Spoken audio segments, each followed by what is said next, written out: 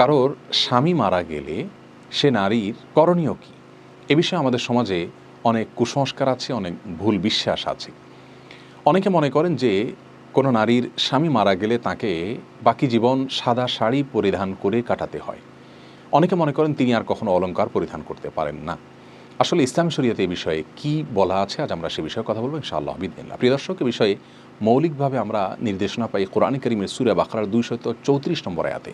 আল্লাহ সুবহানাহু ওয়া তাআলা ইরশাদ করেছেন, ওয়াল্লাযীনা ইউতাওয়াফাউনা মিনকুম ওয়া ইয়াযারুনা আজওয়াজা ইয়াতারাব্বাসনা বিআনফুসিহিন্না আরবাআতা আশহুরিন ওয়া আশরা। অর্থাৎ যে সমস্ত পুরুষরা মৃত্যুবরণ করেন তাদের মৃত্যুর পর তাদের স্ত্রীদের করণীয় হলো তারা 4 মাস 10 দিন নিজেদেরকে নিবৃত করবেন। অর্থাৎ 4 মাস 10 দিন পর্যন্ত তারা অন্যত্র বিবাহ বন্ধনে আবদ্ধ হবেন না। আর যদি তাদের গর্ভে কোনো সন্তান থাকে তাহলে সন্তান ভূমিষ্ঠ হওয়া পর্যন্ত তারা এই অপেক্ষাটা করতে হবে। হাদিসে রাসূল করিম সাল্লাল্লাহু আলাইহি সাল্লাম থেকে বেশ কিছু করণীয় আমরা প্রায়ই বিধবা নারীর জন্য, স্বামী পরিত্যক্তা মহিলার জন্য, যদি কারোর স্বামী মারা যান তাহলে তিনি 4 মাস 10 দিন পর্যন্ত শোক পালন করতে পারবেন। রাসূল করিম সাল্লাল্লাহু আলাইহি সাল্লাম বুখারী বর্ণিত এক হাদিসে ইরশাদ করেছেন, কোনো ব্যক্তি অন্য কারোর মৃত্যুতে তার যত প্রিয়জনই হোক না কেন 3 দিনের বেশি শোক পালন করবার সুযোগ নাই। তবে বিধবা যিনি স্বামীকে হারিয়েছেন তার জন্য সুযোগ হলো তিনি 4 মাস 10 দিন পর্যন্ত শোক পালন করবেন।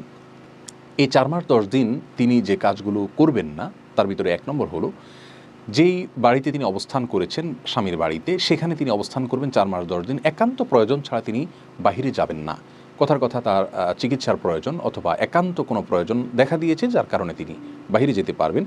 কিন্তু সাধারণ কোনো কাজে অথবা একান্ত প্রয়োজন ছাড়া তিনি বাহিরে যাবেন না, বরং সে বাসায় তিনি অবস্থান করবেন। বাসায় অবস্থান করার মানে এই নয় যে একটি কক্ষে তাকে বসে থাকতে হবে, বরং তার বাড়ির ভেতরে তিনি অবস্থান করবেন।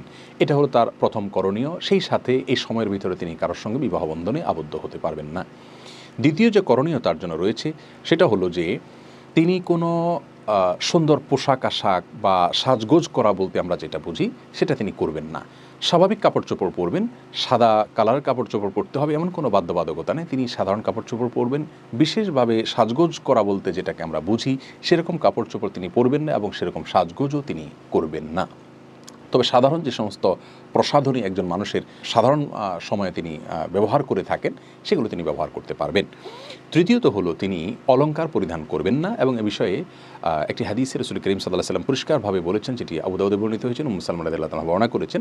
তার মধ্যে এটিও রয়েছে যে তিনি অলংকার ব্যবহার করবেন না, এমনকি আংটিও যদি পরিধানে থাকে সেটাও তিনি খুলে রাখবেন। সেই সাথে তার আরেকটি বিষয় তার লক্ষ্য করতে হবে, তা হলো তিনি কোনো প্রকার সুগন্ধি ব্যবহার করবেন না, সুরমা ব্যবহার করবেন না, বা যেটাকে সাজগোজ করা বলতে আমরা বুঝি এরকম কোনো কিছু করবেন না। তাহলে মৌলিকভাবে 4 মাস 10 দিনের ভিতরে তিনি অন্যত্র বিবাহ বন্ধনে আবদ্ধ হবেন না। নিজে সে বাড়িতে অবস্থান করবেন, সেখানে অবস্থান করাটা তার জন্য যদি কোনো কারণে জটিল হয় তাহলে অন্য কোথাও অবস্থান করবেন, কিন্তু সেখানে অবস্থান করবেন, একান্ত প্রয়োজন ছাড়া বাহিরে যাবেন না এবং রূপচর্চা করবেন না। সাধারণ কাপড় চোপড় পরবেন, বিশেষ কাপড় চোপড় যেগুলো কোথাও যেতে পরিধান করা হয় এরকম কোনো কাপড় চোপড় পরবেন না, অলংকার পরবেন না, পরিধানে থাকলে সেগুলো খুলে রাখবেন এবং সুগন্ধি ব্যবহার করা, সুরমা ব্যবহার করা এগুলো থেকে তিনি বিরত থাকবেন। তবে এই বিষয়গুলো 4 মাস 10 দিনের জন্য। 4 মাস 10 দিন পার হওয়ার পরে তিনি সাধারণভাবে যে কোনো অন্য সময়ের মতো পোশাক আশাক পরতে পারেন, সাজগোজ করতে পারেন এবং অলংকার পরিধান করতে পারেন, অন্য সব কিছু তিনি করতে পারবেন। আজীবন তাকে সাদা শাড়ি পরিধান করে থাকতে হবে অথবা অলংকার পরিধান করতে পারবেন না, এরকম কোনো কথা কোরআন অথবা হাদিসের কোথাও বলা হয়নি। আল্লাহ সুবহানাহু ওয়া তাআলা আমাদের সকলকে ইসলামের প্রত্যেকটি নির্দেশকে সঠিকভাবে জানার তৌফিক দান করুন, মানার তৌফিক দান করুন এবং সব ধরনের কুসংস্কার থেকে বেঁচে থাকার তৌফিক দান করুন।